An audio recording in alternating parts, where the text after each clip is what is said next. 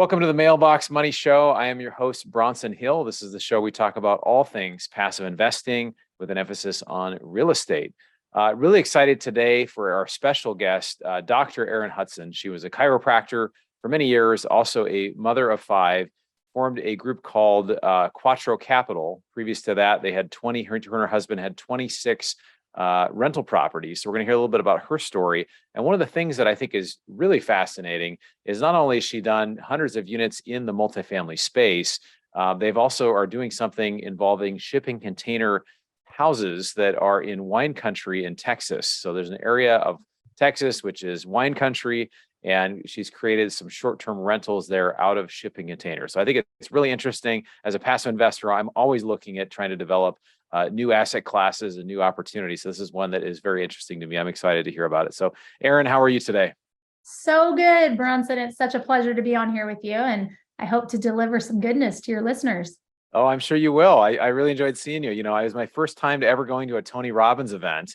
And I ran into you. I was like, I know her. How do I know her? And then when I walked up, I was like, oh my gosh, it's Erin.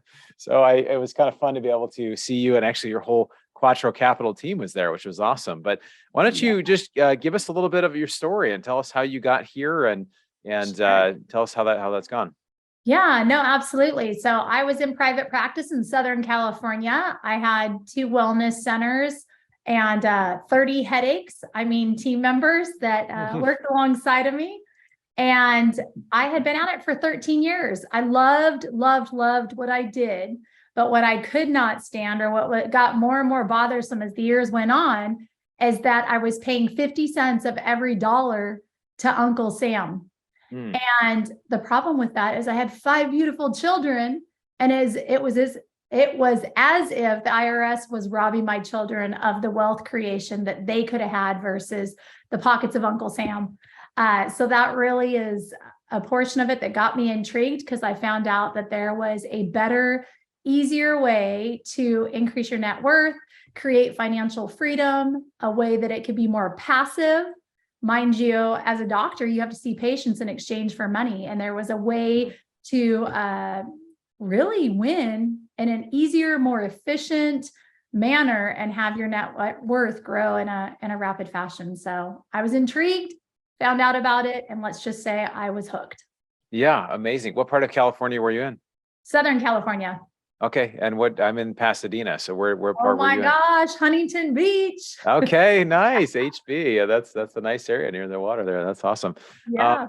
And I think your challenge, kind of the pain point you had, is common with a lot of people that make a lot of money, because you start making more than a few $100,000 a year, or you start doing well, especially as a couple, and all of a sudden you're paying a lot of money to the government. And it's so how did you kind of learn about an option to maybe not pay as much taxes, or to find other ways, kind of how real estate would offer that for you, ways to reduce your taxes? Sure. Well, I had heard about this thing called mailbox money from actually a patient of mine. And of course, when I heard him in the reception area and he was talking about this mailbox money, my ears kind of perked up. And so when I had him in the office and I was talking to him, I said, I overheard you talking about mailbox money. Can you tell me more about that? And sure enough, he said that he was closing on a single family property, and that he was going to be creating another piece of mailbox money that would be coming in. And so, really, I was intrigued. I liked the idea of mailbox money because I work every day seeing patients, and you're trading time for money. And so I just put the ask out there. I said, I'm totally intrigued. I would love to take you out for lunch and we can talk shop, and maybe you could tell me a thing or two. And so that turned into a great lunch where I walked away with massive amount of nuggets.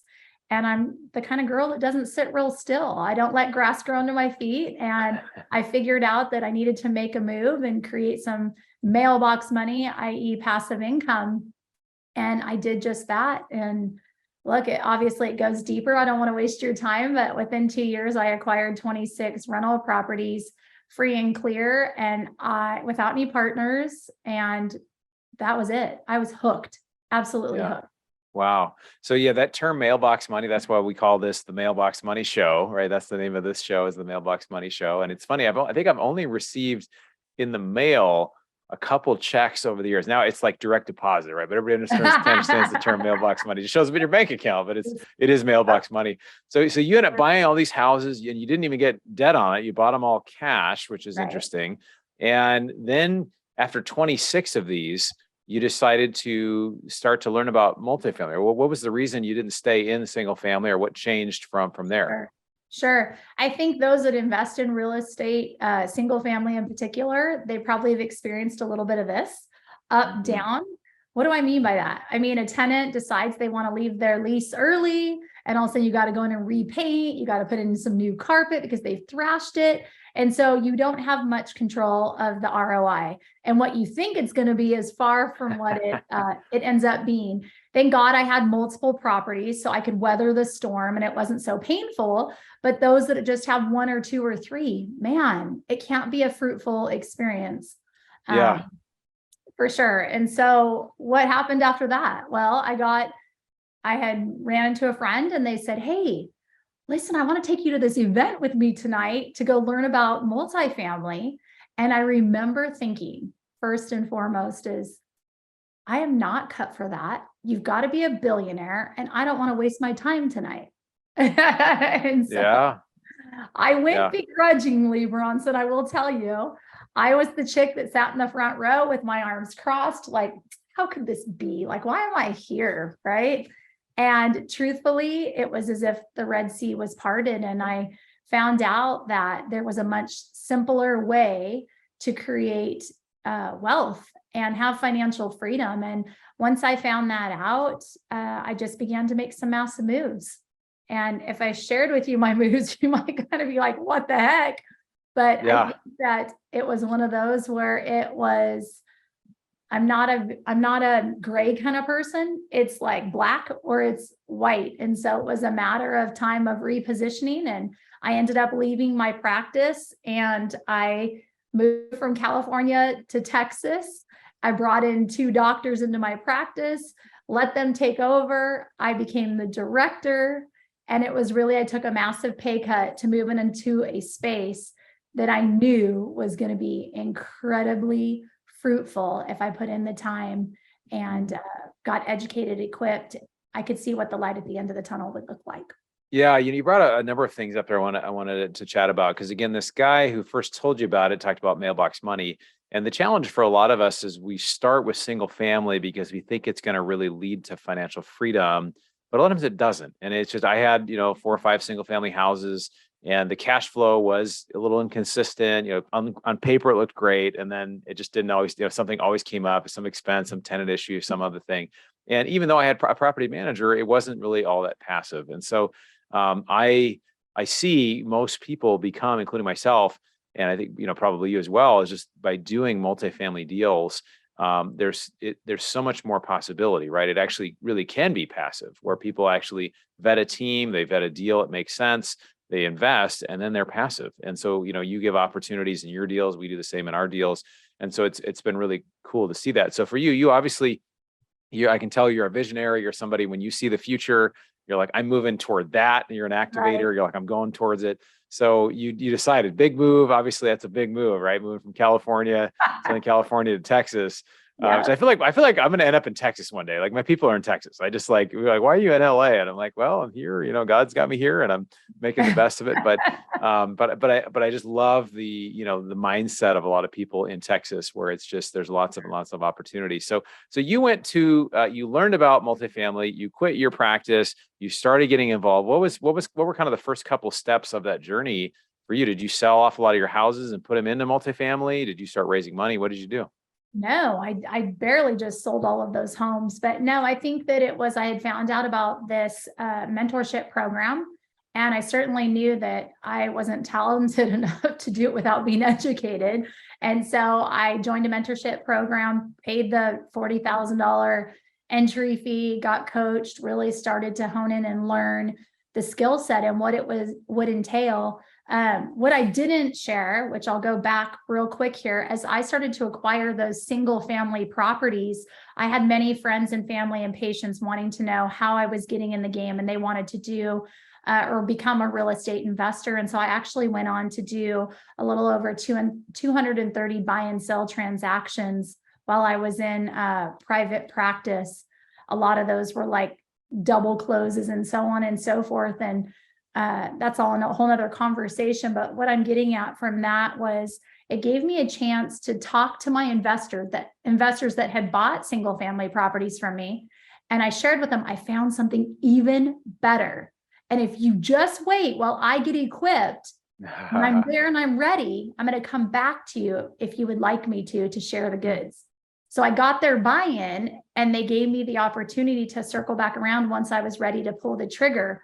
And so with that first, getting educated, getting coached, you have to remember that in the single family space, it was all my own time, money, etc. When I'm in the multifamily space, I'm dealing with other people's money, and that's not anything to take lightly. As a matter of fact, their money is more important than my money. So I got to make sure that I was well equipped and skilled and ready for this new craft and direction I was moving in. And because I'd already seasoned and dropped, down the goods of when I get there, I'll let you know. So when I had my first deal, which was 104 unit, I ended up raising $2 million for that deal from investors that had already previously worked with me on other real estate transactions. Yeah, that's great. And that's, I think, a cool theme is that, once you start in real estate, especially as you develop some track record, whether you're a passive investor or an active, especially as an active investor, people start to get to know you. That's what you do. And that you are the physician, the chiropractor, but you also do these other things, right? And you start talking about it, and you just kind of start talking about what you're doing. And so then when people, when you do have a deal that you're sharing, or you are raising money, or you are somebody who's involved, you can bring it to your network, and it doesn't sound like totally foreign. It's like, oh no, you're the person that does this, or you're a teacher or whatever. It's like, no, but they also do this. So it kind of fits the story. So I love that you were able to share that. So I want you to share, we can come back to multifamily and some of this too, but share like about the shipping containers and putting them on basically somewhat raw land, and right, like what's that process, and you build them out, and like, just talk to us about that. How did that happen, and what is that? Yeah. So, goodness, this is pretty exciting. So we have this 5 acres in Kerrville, Texas. It's between San Antonio and Austin. And we have 5 acres where we have this beautiful high-end Airbnb, and it's super lavish. It's beautiful, but I didn't buy it because it's lavish and big and beautiful. I'm always thinking, what I want multiple options when I buy, right? And so it was on this 5 acres. There was this beautiful pond down below, and all that kept going through my head when I was looking at this property back in 2017 was, holy smokes, if only I could put tiny homes down here by the water. And so fast forward, I got busy with multifamily. I didn't quite get those tiny homes down by the water. But finally, in 2019, we all know what happened. The tiny homes all of a sudden just went crazy in price. And so I had heard about these shipping containers, and they were being used as deer cabins, or for leases, the deer lease places where people would have these little man caves. And that's what it was. Well, I found the gentleman that was creating those, and I went to Austin to go meet up with him. And I said, is there any chance I could share something with you? And he goes, yeah. And I said, what if you turned this into this like beautiful she shed with shiplap and a farm door and recessed lighting and a gooseneck sink? And he looked at me a little crazy. And I said, you're selling these for dirt cheap and they're a deer lease, but what if you just really just she shed it out and make it beautiful, like Chip and Joanne it, right? Yeah. So he goes, I think you're a little crazy, but I'm not very much an interior decorator. And I said, neither am I, but I could give you some really good ideas, and together we could probably come up with something great. So long story short, I was his trial and error, and we went ahead and we built these 2 or 3 shipping containers, and we Chip and Joanne them, and we brought them to my land. And let's just say this much, they took off. It went like wildfire. People were looking for this experiential stay, and all of a sudden these little shipping containers that I paid maybe $25,000 to completely dial, now they're like $60,000 to buy, but we put them there, and it took off. Wow. So now when some people have in their mind a shipping container is like they go on trains and on the big barges and whatever. But this is, I mean, you've fully done work on the outside, the inside, you've put windows in them. So it doesn't, you wouldn't necessarily know. You're like, it doesn't have like that rust smell or anything, right? You actually walk in and it feels like a very livable space and it's comfortable and it's very plush. And so, which is cool, right? So people, they don't necessarily know that they're modular homes or shipping containers, but it's a great way to repurpose. So you started doing that, you started doing short-term rentals, and then how many do you have now on those 5 acres? Yeah, so I've got 3 that are there right now, and 2 of them are Airbnbs. Each of my kids, they started one at 14 years old, the other one at 15 years old.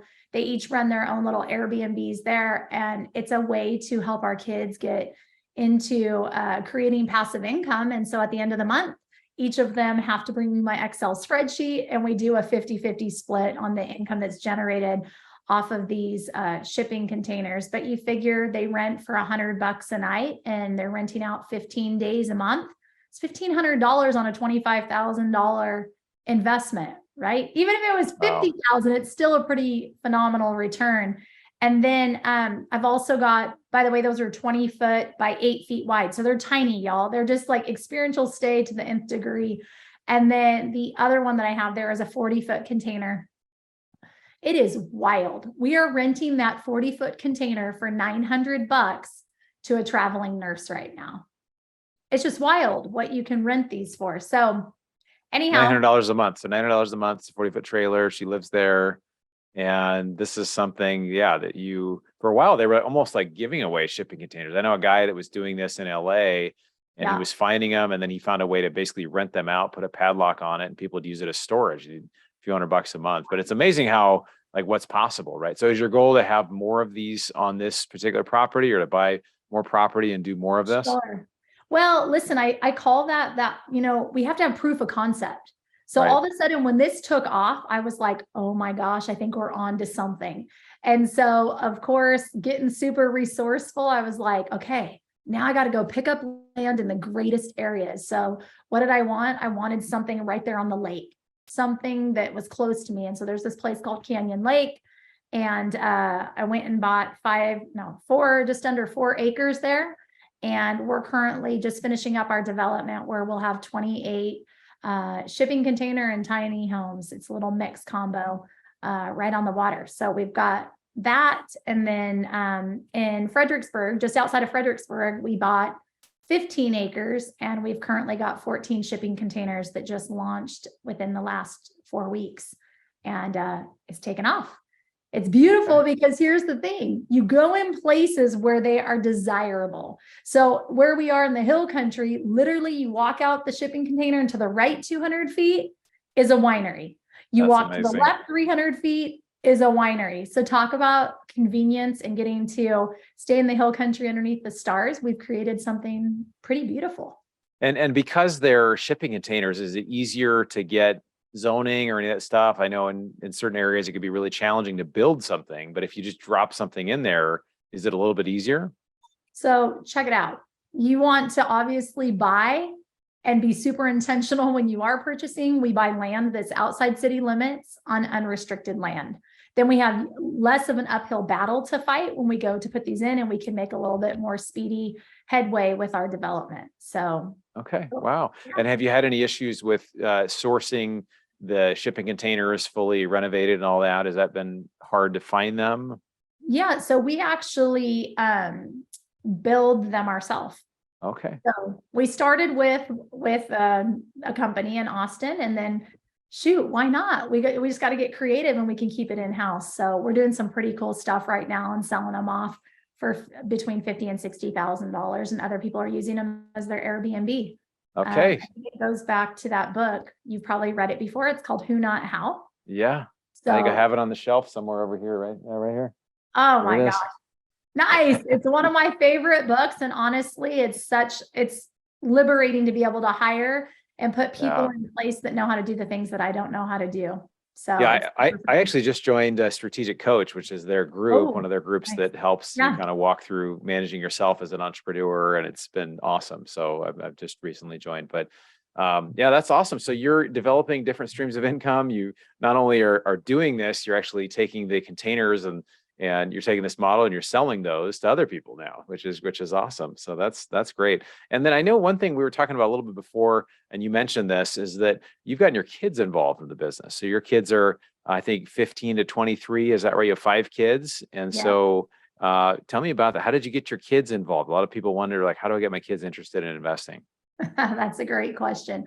So I think going back to just my childhood and how I was raised, listen, we certainly didn't have, we were not fed with a silver spoon. We didn't talk about investing around the dinner table and stocks and bonds and real estate and the terms ROI, OPM.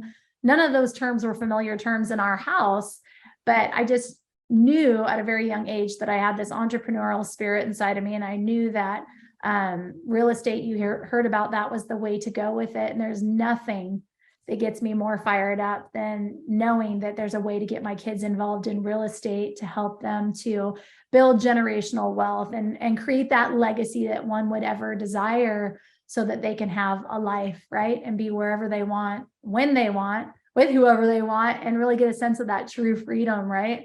And so it all started with my daughter, who's now 23. At the age of 16, she bought her first single family rental property. And I will tell you, it was a pretty funny story. It was her 16th birthday and she had a choice. She had the $7,000 saved up. She could buy a car, or Mama Bear said, hey, you give me your 7,000 and I'll give you a house. Well, of course she wanted, what is every kid buying at the age of 16? A car. And so she said, well, I really want that car. And I said, well, listen, you don't need to give an answer right now. Just remember, a house, a rental property is an asset. It's going to pay you a return every single month. I said, and your car is a liability. It's going to cost you every month. So just listen, sleep on it. No pressure. Let me know what you think tomorrow morning. We can talk about it. But I just want to let you know, if you choose the investment property, you can drive my car and you don't have to pay for insurance and you don't have to pay for gas. Yeah. Make your decision. And so she woke up the next day and sure enough, she went for that house, which is awesome. That's awesome. I heard stories of people paying their kids to read Rich Dad, Poor Dad, or doing different things just to try to get their kids excited about investing in it. Because obviously too, as somebody who's wealthier is becoming wealthier, and you want your kids to understand money. You want them to understand how it works. And so when they actually, and I think something really magical happens when you own a property, because you get to see the rents come in, you get to see the mailbox money, you get to see, it takes work to maintain whatever. And you kind of understand, even from a subconscious level, just like, oh, this is an asset. This is how this works, versus a car or other things. And for kids, a lot of times they don't really have to work for a lot of stuff. So when you get your kids actually involved in it, it can be very cool. Yeah, no, I think it's super rewarding. I will tell you, that was at age 16 is when she got her first rental property. She doubled her money at the age of 21 due to the value. Okay. She sold that property and jumped into her first apartment building at the age of 21. And now at the age of 23, just getting ready to sell that property. So she'll get in the next property. So it's super exciting to see your kids win. And then, with the other two in their Airbnbs, it's quite funny. You've got, as I shared, they bring me their Excel spreadsheet. They get half. Mom gets to keep the other half because she funded the whole project. Well, their half, right? They have to split that in half. Half goes to savings as their seed money for the next deal. And their other half is their Amazon DoorDash money, right? Mm-hmm. And so I've got 2 different children here. One that is just a saver and stretches every little penny that he can. And then I've got the daughter that just spends all over the place, right? Yeah. And so it's time for spreadsheets. And she goes, I really don't want to do the spreadsheet. It just takes too much time. And my son goes, well, listen, you can pay me 5% of your proceeds and I'll do your spreadsheet for you. And she said, okay. No, she didn't. No, she didn't. Okay. She didn't want to lose out, but I just think it's funny on the conversations that are at the dinner table, the competitiveness on each of their Airbnbs and who's winning. And it's just these great conversations that seriously feed my soul. That's amazing. Yeah. And as a parent, you want to prepare your kids for success in life. That's a great way to do it. Let's shift gears for a minute and talk for a minute about, I know you have Quattro Capital. There's 5 of you. I've met all of you. which is awesome. I want to hear, I would love to get in, just maybe you can share a little bit of the origin story of Quattro, and then I want to talk about multifamily. So why don't you share us kind of how you got started with your partners? Thank you for asking. The story's a little crazy, but let's just say when I got into multifamily, I ended up getting into a partnership with some other married couple that was from the mentorship program.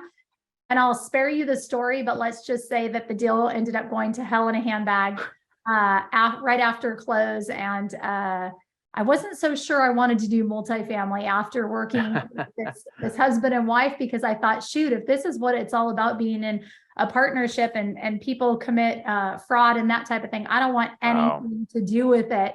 And I think just being totally transparent, it was 2 days after close on a $5 million property, all of a sudden $35,000 went missing from the bank account. And I remember being like, oh wow, felt like I couldn't sleep, because if you remember, I told you I was the one that brought all the money, $2 million of my friends and family money. And the last thing you want is to be in this position. So anyhow, I felt a little jaded, and I wasn't sure if I was going to move forward anymore. And fast forward, I ended up going to this real estate event that was put on by my mentorship program. And they had called me up to the stage and said, hey, we'd like to award you for closing on 104 unit within the first 18 months of our program. And they turned to me and they said, well, how is it that you celebrated? And I said, I'm so glad you asked. Of course, I spared the story of what had happened, but in celebration of closing, I said, look, my kids, my family and I, we go to third world countries and we go help the needy, the poor and the sick. And we love to pour into those that need help. And I said, our heart is really turned towards Nicaragua, and we're building homes for the single moms living in a trash dump.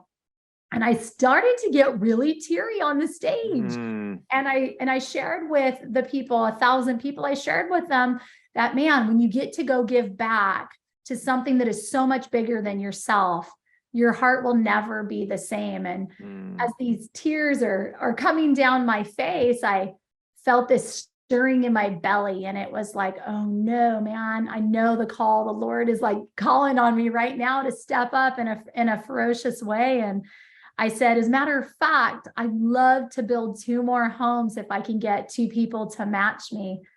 And I'll never forget. It was as if the whole room went silent.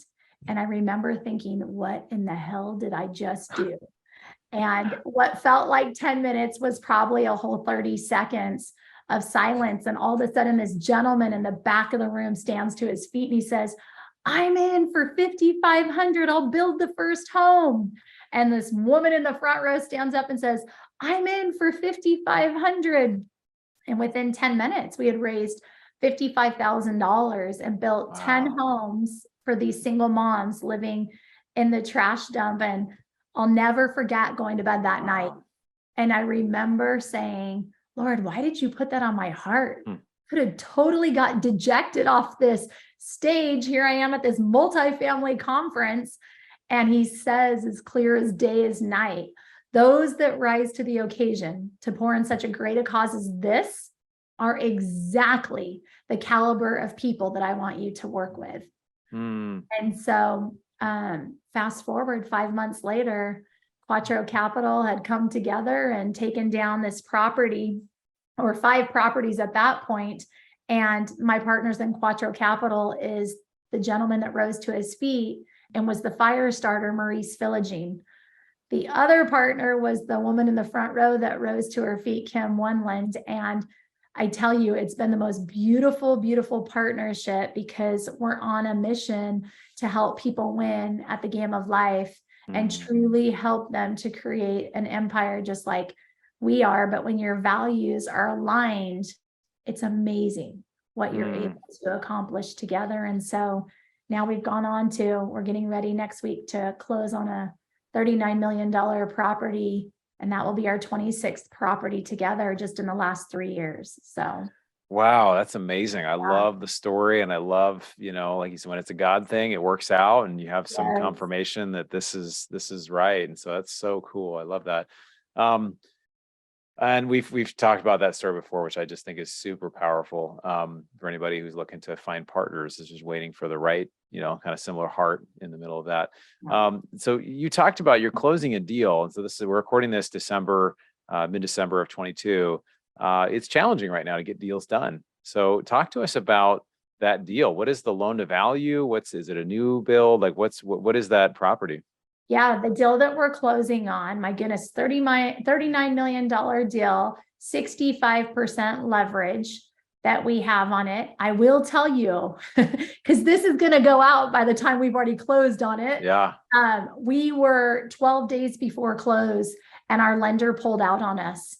Yeah. And that was when the rates did all their crazy thing Yeah. once again. And let me tell you, it was the scariest time. We had $1.5 million hard on this deal.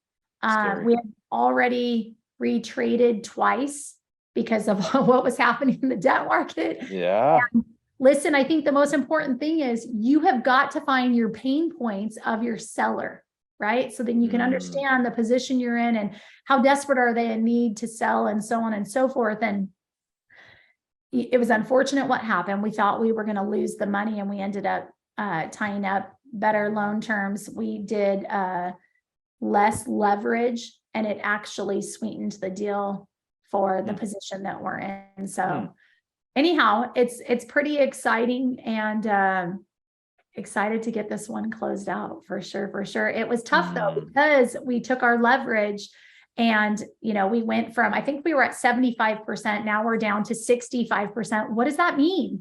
It means you have to raise more money, right? And so in this market, it's a little bit scary. People are not sure of what's going on, so on and so forth. So obviously that changed things up a little bit.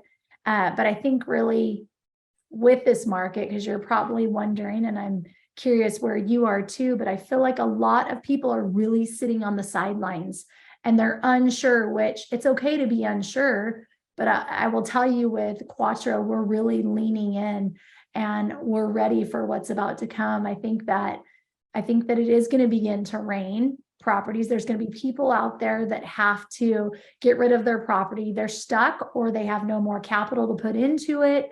Cost of goods went up, right? So it changes their whole business plan and they're not able to execute the way that they thought, going out the gate is going to look. So we're super excited, and we're also going to be conservative and make sure that we run some really good stress tests to make sure that we don't put our investors in a bad position either.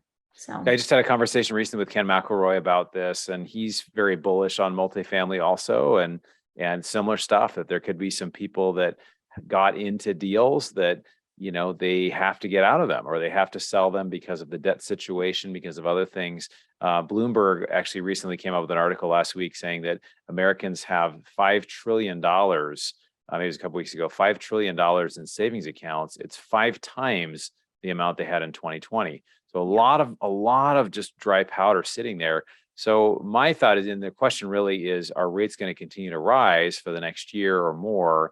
Or is there going to be some sort of Fed pivot? I'm more of the Fed pivot side, that if there is in the next 3 to 6 months, historically, that's kind of what it would say, that we'd have some sort of leveling out and lending starts to stabilize. And if we go from these high rates, all of a sudden they start kind of gradually coming down. That is very attractive. And I think a lot of this money floods in. So I think there's some incredible opportunities there. But, there's such demand for real estate. There's such demand for housing, single multifamily. There's so much demand. So I'm like you. I'm not, and I think it is really important that people are cautious and looking at, okay, these interest rate caps for bridge debt. Are you guys doing mostly bridge debt as well? Or are you doing some? Yeah. And so, the cost of those have gone way up. And so it is interesting. It's challenging, but the confused mind will always say to wait, right? It'll just be, I'm just going to wait. I'm going to wait. And the challenge by waiting, there can be opportunities, or just by waiting, inflation is eating away at the cost of your dollars that you have in the bank. So I think multifamily is a huge opportunity. Well, what are some other? So obviously you're bullish on multifamily. What are some other things besides multifamily or your container development that you're doing? Are there some other things that you're involved with, just even personally as an investor? Sure. Listen, they're not making any more land. So I love me some good land, right? So It's a little cheaper in Texas versus California yeah, too, right? no, it for sure is. But listen, it's like about finding the good deals. The other thing that we just picked up was 6 acres, literally a mile and a half from downtown Fredericksburg. And for those that don't understand, like Fredericksburg downtown is a big deal in Texas. And to be that close, we found an out-of-state owner, and we were able to pick this up for just, I mean, a wicked price. So I don't give up. I love land. There's some things that I want to do with land. I mean, whether it be RV park storage.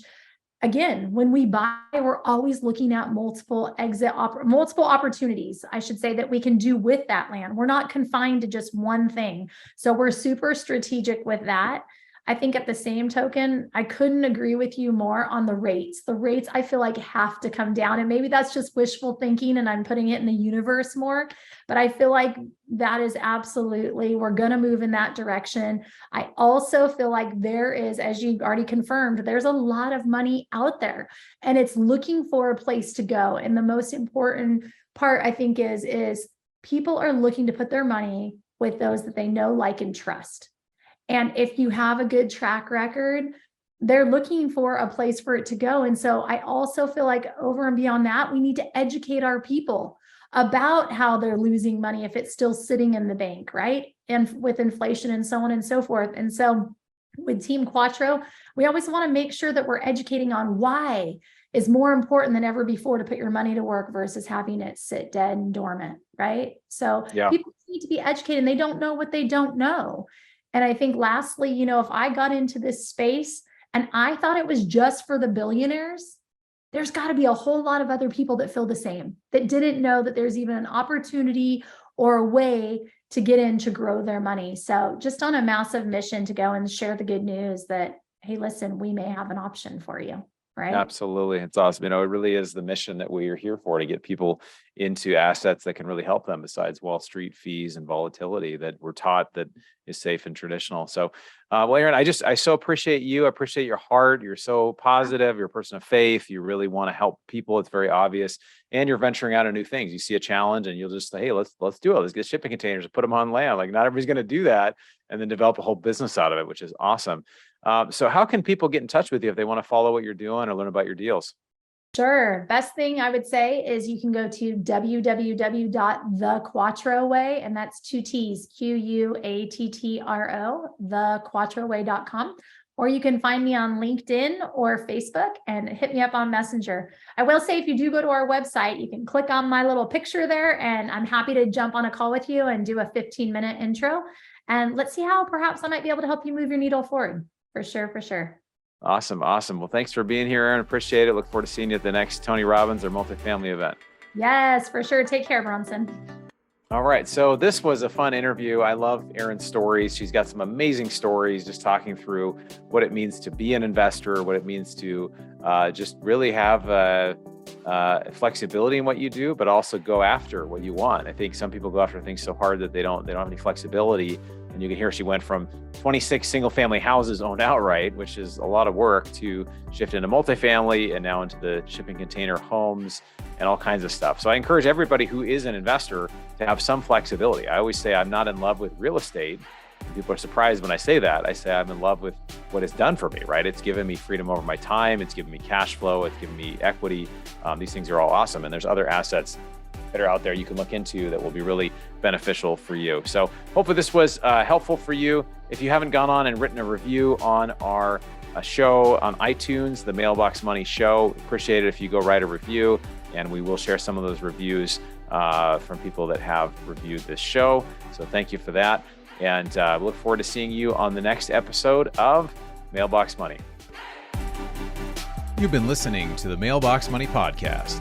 For more free resources, articles, and videos, go to bronsonequity.com. There you can download your copy of the special report, The Single Best Investment Strategy During and After a Pandemic. None of the information shared here is an offer to buy a specific investment, and this is for educational purposes only. Consult your financial, legal, and tax professionals and use your own common sense before making any investment decisions. Thanks for joining us, and be sure to tune in next time for more Mailbox Money.